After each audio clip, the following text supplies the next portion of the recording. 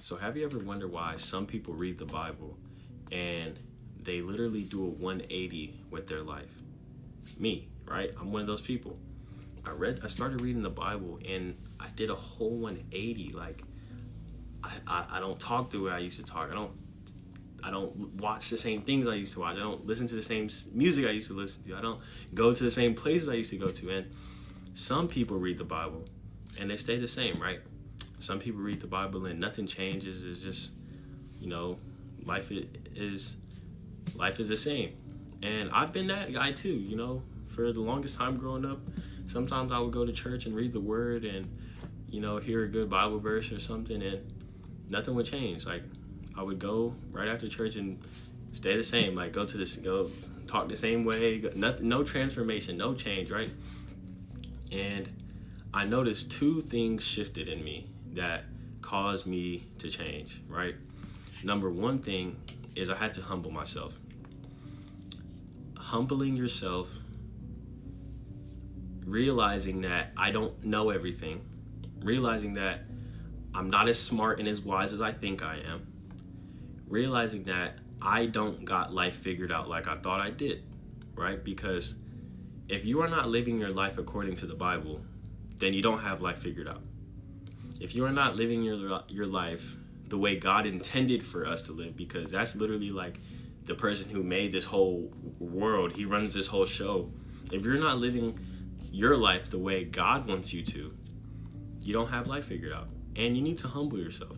And that's what I had to do. I had to humble myself and realize I don't got this stuff figured out. I've been doing this all wrong. I've been going about this whole life thing the wrong way, right? Once you understand that, you actually let the Bible change you, right?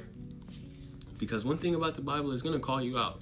It calls you out on all your nonsense. It calls you out on the things that you don't need to do, and you get convicted.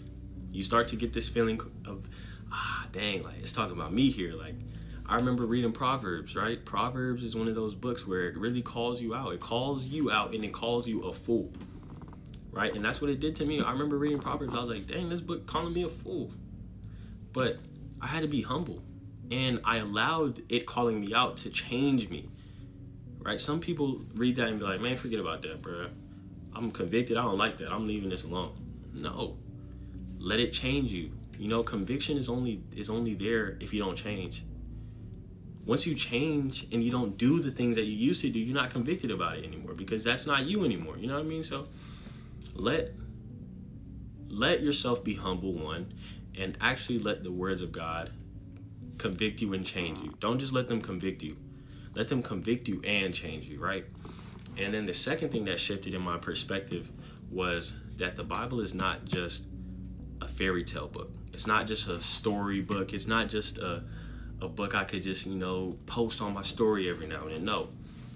The Bible is a true message. It's a message from God. The Bible is a message from the creator of the world.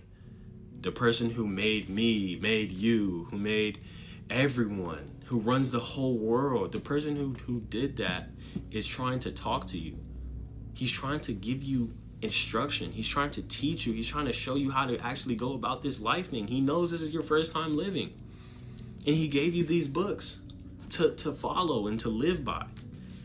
But we don't want to do that, right? Because we don't view it as that. We don't honor this book for what it really is. We don't realize that this book is really the key to everything. It's the key to life, right? And when you change your perspective of the Bible, you actually allow yourself to be changed.